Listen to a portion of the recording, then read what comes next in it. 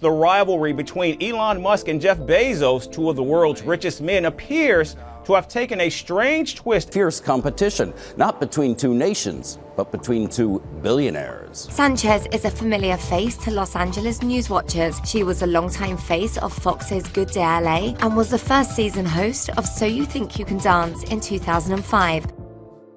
Have you ever felt the world shift under your feet, even when everyone else seemed blind to it? That's exactly how it felt for Alex and Maya on that stormy night in the city, where the rain painted everything silver and the neon lights flickered like secrets waiting to be uncovered.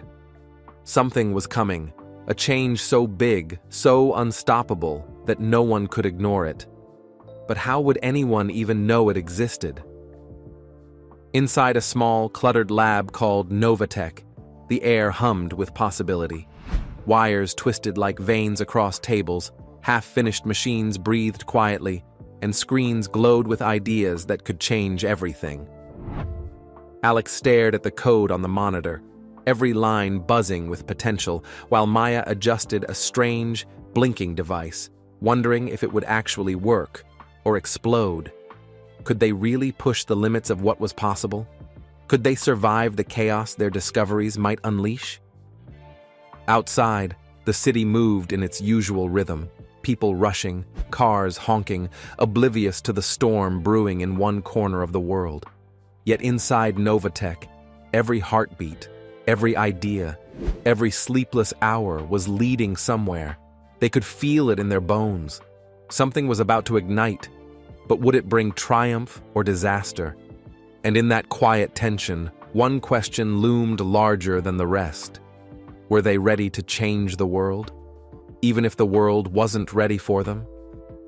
With each spark of inspiration, each sleepless night, the answer seemed to inch closer. The impossible was no longer a distant dream. It was knocking at the door, daring them to answer. When fairy tales meet courtrooms, everyone thought Jeff Bezos and Lauren Sanchez's wedding in Venice would be nothing but glamour. 3 days of celebration, a ceremony on San Giorgio Maggiore. Jeff Bezos, the founder of Amazon and one of the world's richest men, has married the former journalist Lauren Sanchez in Venice. And a guest list filled with icons like Oprah Winfrey, Bill Gates, Kim Kardashian, and Tom Brady. It was supposed to be the ultimate billionaire love story, the kind of moment that cements a couple's image forever. But just days before the vows, the headlines changed. Instead of focusing on champagne toasts and designer gowns, the media locked in on something darker, a federal lawsuit against Lauren Sanchez filed by yoga instructor and author Alana Zabel. The accusation? That Sanchez had stolen her entire children's book concept, transforming Dharma Kitty Goes to Mars into The Fly Who Flew to Space, which went on to hit the New York Times bestseller list. Lauren Sanchez, the former journalist and Emmy winner, is making her debut as a children's book author with The Fly That Flew to Space. The timing was brutal. The lawsuit landed only days before the Venice ceremony, threatening to overshadow it completely. Zabel claimed this wasn't just a case of inspiration. She accused Sanchez of copying scenes, plot structure, and even designing her Blue Origin flight suit to match the one described in her original book. For Zabel, it was a betrayal that went beyond business, because the two women had once been friends. The history between Zabel and Sanchez went back to 2008. Zabel had been giving Sanchez private yoga sessions, and the two developed a close bond. They shared personal details, nicknames, and even began working together on a children's book project. But their friendship eventually soured. According to Zabel, a ridiculous argument at Sanchez's 40th birthday party, a dance-off gone wrong, planted the seeds for lasting bad blood. What followed was the signing of a non-disclosure agreement tied to their creative work. Then, according to the lawsuit, Sanchez took their joint concept, reshaped it, and made it her own without credit or compensation. If Zabel's allegations are true, it wasn't just theft. It was revenge dressed as a bestseller. Lauren Sanchez is adding author to her impressive list of accomplishments with the publication of her very first children's book, The Fly Who Flew to Space. And yet, this was no ordinary plagiarism fight. Whispers began spreading that this lawsuit might have a hidden backer, someone with both the motive and the resources to make things difficult for Jeff Bezos right before his wedding. That someone? Elon Musk. The Elon Musk shadow. The idea of Musk being involved wasn't random speculation. The rivalry between Musk and Bezos had been simmering for over a decade, fueled by their competing visions for space exploration. Musk with SpaceX pushing toward Mars, Bezos with Blue Origin focusing on massive space stations. Bezos' target isn't just Earth's nearest neighbor. He's also aiming at Elon Musk and his rival company, SpaceX. They had fought over government contracts, taken public jabs at each other, and battled for dominance in the space industry. Sources close to the situation claimed Musk and Sanchez had known each other socially years before her relationship with Bezos began. She had even been in a position to facilitate early conversations between the two billionaires about their space companies. But the business camaraderie didn't last, and the competition grew sharper. Now, with Zappel's lawsuit hitting the headlines at the worst possible time for Bezos, some believed Musk saw an opening to add pressure without ever getting his hands dirty. If the lawsuit damaged Sanchez's reputation, it would inevitably reflect on Bezos, hurting his public image, distracting him from Blue Origin, and potentially influencing investor confidence. Whether or not Musk actually funded Zappel's case, the timing fit the narrative perfectly. It was the kind of calculated move Musk was known for. Personal enough to sting, but distant enough to maintain plausible deniability. If Sanchez thought the copyright fight would be the only storm she'd have to weather during her wedding week, she was wrong. Soon after the lawsuit news broke, another wave of controversy hit. Prosecutors accused Sanchez of sending text messages to her brother containing details about her relationship with Bezos. The same texts that were later leaked to the National Enquirer during the height of the affair scandal. That leak had already made headlines years earlier, damaging Bezos's image and adding fuel to the tabloid frenzy. For someone like Bezos, whose public persona was built on control and reliability, such leaks were more than embarrassing. They were business liabilities. At the time, Amazon's stock price took a noticeable hit. A surge in Amazon's share price made the company's founder the world's richest person for a few hours. And the fallout made one of the world's richest men look vulnerable in ways that went beyond corporate strategy. Now, in the middle of wedding celebrations, the resurfacing of those accusations layered a new level of mess onto Sanchez's public image. Between plagiarism allegations and questions about leaked messages, the narrative shifted away from love and celebration toward distrust and manipulation. Poise and down-to-earth nature, earning her respect not just in the UK, but across the globe. Her dedication to addressing social issues like mental health, early childhood development, and climate change reflects her commitment to using her position to make a positive difference. We want to go back to Harvard right now, the Center for the Developing Child. Princess Catherine has been inside Tiffany, and she's leaving right now. She's actively involved in discussions on these critical topics and has formed partnerships with environmental groups to reduce the royal family's impact on the planet. By promoting sustainable practices and raising awareness about climate change, she's taking on some of the world's biggest challenges and inspiring others to do the same. This proactive approach aligns with the growing demand for accountability and action from influential figures, reinforcing her role as a leader in today's world. As Catherine continues to fulfill her royal duties, her resilience, focus on social issues, and ability to connect with the public make her a transformative figure. The admiration for her efforts shows the desire for a royal family that not only honors tradition, but also responds to the values and needs of today's society. In her speeches, Catherine often speaks passionately about the importance of traditions and the strong bonds that hold families together. This message really connects with a wide audience. The way she expresses these feelings with such warmth and sincerity has won her the admiration of many, making her seem relatable to the public. Her unique mix of charm and modern appeal has established her as one of the most respected and admired members of the royal family. This admiration is especially strong among younger generations, who appreciate how approachable and genuine she is. People see her not just as a royal, but as a role model who embodies kindness, resilience, and dedication to family. As Princess Catherine takes on the challenges of her royal duties, she continues to embrace new opportunities that come her way. Through it all, she stays true to her leadership role within the royal family, showing a deep commitment to her responsibilities while staying in tune with the needs and values of today's society. Her ability to address modern issues while still honoring royal traditions has made her a key figure in ensuring the monarchy remains relevant.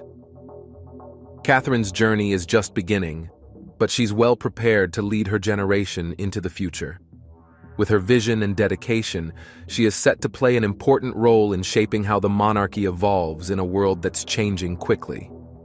Now let's dive deeper into the complex relationships among the royals, starting with Princess Anne and Queen Camilla. What do you think about their dynamic? Princess Anne, known for her straightforward attitude, had quite a history of tension with Camilla, particularly in the early years of their acquaintance. Princess Anne, King Charles's sister, had many reservations about Camilla stepping into the role of queen consort. Once known as the other woman, Camilla is now the queen. Kind of. The new king's darling wife has become the queen consort. In fact, her feelings about Camilla were made clear long before it became a public conversation. According to the biography Camilla, Duchess of Cornwall, A Royal Survivor, by royal biographer Angela Levin, Anne and Camilla's relationship was far from smooth. The tension between them didn't come out of nowhere. It was rooted in deeper concerns, both personal and public. Anne is famously known for her blunt nature. Unlike many other royals who may tread carefully in sensitive situations, Anne has always been unafraid to speak her mind, even if it ruffles feathers. She kept her distance from Camilla for a long time, which made the dynamic between the two women awkward and difficult to navigate. Camilla, who was already under scrutiny from the public, found Anne's aloofness particularly hard to handle. This wasn't just about two women with different personalities. The tension between them reflected something bigger going on within the royal family and the public. At the heart of this tension was the question of Camilla's acceptance within the royal family. Anne, like many others, had serious doubts about whether Camilla could ever be fully embraced by both the family and the public as a legitimate queen. This skepticism wasn't just whispered in private either. It spilled out into public moments. One such incident happened at a charity race day, where Anne made it quite clear how uncertain she was about Camilla's future as queen consort. It wasn't just a personal disagreement. Anne's comments seemed to mirror the broader reluctance many people felt at the time. A lot of this hesitation came from the complicated history between Camilla and Charles, particularly how it was connected to Princess Diana. For years, Camilla had been seen as the other woman in the tragic story of Charles and Diana's marriage. This history cast a long shadow over Camilla's public image, making her path to acceptance a difficult one. The public wasn't quick to forget, and neither was Princess Anne. In fact, Anne's skepticism was a reflection of what many others in the family and even the general public felt. It wasn't just about liking or disliking Camilla as a person. It was about what her role represented in the aftermath of such a highly publicized and emotional chapter in the royal family's history. At the time, Anne's reservations highlighted the bigger challenge of bringing Camilla into the royal family. Princess Anne said to Camilla's face that you were queen consort, not queen. Correct. Wow. How could someone so tied to the past and its controversies become a symbol of the future of the monarchy? It wasn't just about their personal relationship. It was about the larger picture of what Camilla's presence meant for the monarchy moving forward. The royal family, especially Charles, was working hard to reshape Camilla's image, but it wasn't easy, especially when key members of the family like Anne had their own doubts. As time went on, though, the relationship between Anne and Camilla began to evolve, just as public opinion about Camilla started to shift. The once cold distance between the two women slowly warmed, as both of them found ways to navigate their roles in the changing landscape of the royal family. For Camilla, the journey to being accepted wasn't a straight path. It was filled with obstacles and moments of uncertainty. But the gradual softening of Anne's stance toward Camilla became a reflection of the broader public's growing acceptance of Camilla in her new role. Ultimately, the evolution of Anne and Camilla's relationship mirrored the slow but steady shift in how the public came to view Camilla. What began as tension and doubt transformed into a more respectful and perhaps even friendly relationship over time, reflecting how even within the royal family, change and reconciliation are possible. As she sought to solidify her role as a supportive and dedicated member of the royal family, speculation surrounding Camilla and King Charles's relationship grew. Biographer Penny Junor offers a compelling perspective on the dynamic between Camilla Shand and Charles, then the Prince of Wales. Junor suggests that Camilla's connection with Charles was shaped by a complex web of emotions. I have spoken to them in the past, and I've interviewed Prince Charles in the past, when his marriage actually was in terrible trouble. Particularly a desire for retribution against both Andrew Parker Bowles and Princess Anne. Despite her deep feelings for Andrew, their relationship was marred by his constant cheating. Andrew, known for his charm and social status, often pursued other romantic interests while remaining tied to Camilla. This pattern of betrayal left her feeling hurt and frustrated, and Princess Anne's involvement with Andrew only deepened her emotional turmoil. Knowing that someone as significant as Princess Anne was part of this complicated story intensified Camilla's feelings of betrayal and inadequacy. As a result, Camilla's emotional landscape became filled with disappointment and resentment, shaping her interactions with both Andrew and Charles. Junor's analysis invites us to reconsider the motivations behind Camilla's relationship with Charles, suggesting it was not just a romantic connection, but also a response to the wounds left by her past with Andrew and the complexities of her social life. This nuanced understanding of Camilla's journey adds depth to the story of her relationship with Charles, highlighting the mix of love, betrayal, and the quest for control in a world filled with social expectations and personal disappointments. Ultimately, the nature of the relationship between Princess Catherine and Queen Camilla, inviting speculation about how these two women will navigate their roles and identities in light of their pasts and the expectations placed upon them by the monarchy. Biographer Tom Bower highlights a notable conflict between Kate Middleton, the Princess of Wales, and Queen Camilla, which came to light during King Charles III's coronation. This disagreement, as Bower outlines, centers around the sensitive issue of the guest list for the coronation, a matter of considerable importance within royal protocol. Kate's dissatisfaction became clear when she realized Camilla had the privilege of inviting significantly more guests than she could. This disparity not only underscored the differences in their roles within the royal family, but also increased underlying tensions. The situation escalated further when Kate chose to leave the ceremony at Westminster Abbey without acknowledging Camilla, an action seen as a clear sign of their rift. Bower emphasizes that this conflict is not a fleeting issue resolved with the conclusion of the coronation celebrations. Instead, he warns that the ongoing strife between Kate and Camilla could have lasting implications for the stability of the royal family. The friction between these two prominent figures may influence public perceptions of the monarchy, shaping stories about its unity and trustworthiness. As this situation unfolds, observers will closely watch how Kate and Camilla manage their relationship and whether they can bridge their divide for the sake of the royal family's unity. As we explore the challenges facing the monarchy, one crucial issue stands out: Kate's health. Traditionally seen as a symbol of diplomatic grace within the royal family, Kate is currently dealing with significant difficulties that complicate her esteemed reputation. She is facing ongoing health issues as she recovers from chemotherapy, which requires a focus on her well-being and makes her circumstances particularly delicate. Despite this, Queen Camilla has reportedly insisted that Kate return to her royal duties as soon as possible, seemingly overlooking the importance of Kate's health and recovery process. This insistence has worsened existing tensions between the two women. In a recent development, Queen Camilla visited Kate, an encounter that many observers interpreted as having hidden motives.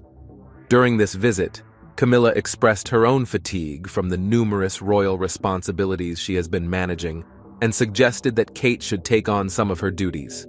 This proposal was met with considerable distress by Kate, who believes that her health and family commitments must come first. The suggestion has only intensified the ongoing conflict, sparking a wave of emotions and public discussion about the legitimacy of each party's position. On one side is Kate, facing cancer and prioritizing her recovery. On the other is Camilla, insisting on fulfilling her royal duties. This discord has not only strained the relationship between Kate and Camilla, but has also involved Prince William, who has publicly voiced his support for Kate and criticized Camilla's actions. The dynamics of this situation have become even more complex due to Queen Camilla's recent remarks about feeling overwhelmed by her royal responsibilities. Many observers have criticized her expressions of distress, arguing they seem trivial when compared to the serious health challenges faced by Kate Middleton, the Princess of Wales. This comparison has fueled public discussion and intensified the ongoing controversy surrounding the royal family, highlighting the differing experiences and expectations of its members. As this situation unfolds, the involvement of Prince Harry and Meghan Markle further complicates the dynamics within the royal family, adding layers to the already intricate relationships at play. Amid these tensions, Prince Harry and Meghan Markle have publicly expressed their strong support for Kate, adding another layer of complexity to the already intricate relationships within the monarchy. Their backing of Kate can be seen as a strategic move to align themselves with her, especially given the public sympathy surrounding her health struggles. This backdrop raises an intriguing question. Does Catherine, the Princess of Wales, enjoy a more favorable relationship with the late Queen Elizabeth compared to Camilla? To explore this question, it is essential to examine Catherine's bond with Queen Elizabeth. Throughout her time in the royal family, Catherine has benefited from the Queen's subtle yet impactful guidance. This mentorship has been instrumental in preparing her for her future role as Queen Consort, offering valuable insights into the responsibilities and expectations that come with such a position. Queen Elizabeth's support for Catherine has been evident in various public appearances and private interactions, where the Queen has often included Catherine in royal duties and decision-making processes. This nurturing relationship has likely boosted Catherine's growing confidence and poise as a member of the royal family. In contrast, Camilla's relationship with the late Queen has been more complicated, shaped by the historical context of her marriage to King Charles III and the public's view of her role within the monarchy. While Camilla has certainly found her own place, her journey has been marked by challenges and scrutiny that differ from those faced by Catherine. Ultimately, the dynamics among these three prominent figures reflect a web of relationships influenced by personal experiences, public perceptions, and the changing nature of the monarchy. As the royal family navigates these challenges, the mix of support, mentorship, and public sentiment will continue to shape their stories and the future of the institution. Over time, Catherine and the Queen's relationship evolved into a deep and increasingly close bond, especially through their regular afternoon tea gatherings when William and Catherine lived at Kensington Palace. These peaceful afternoons provided a perfect setting for the two women to share their thoughts, experiences, and dreams, creating a friendship that went beyond the formalities often linked with royal life. The relaxed atmosphere of these tea sessions allowed them to connect personally, discussing everything from family matters to their roles within the royal family, fostering a sense of camaraderie that was both comforting and supportive. This connection was further strengthened in 2019 when Queen Elizabeth publicly acknowledged Catherine's unwavering commitment to the royal family. In a significant gesture of recognition, the Queen awarded Catherine the prestigious Dame Grand Cross of the Royal Victorian Order. an honor that celebrates individuals for their service to the monarchy. This award not only highlighted Catherine's dedication and hard work, but also reinforced the bond between her and the Queen. If you enjoyed this video, please like and subscribe, and don't forget to click on the next video shown on your screen.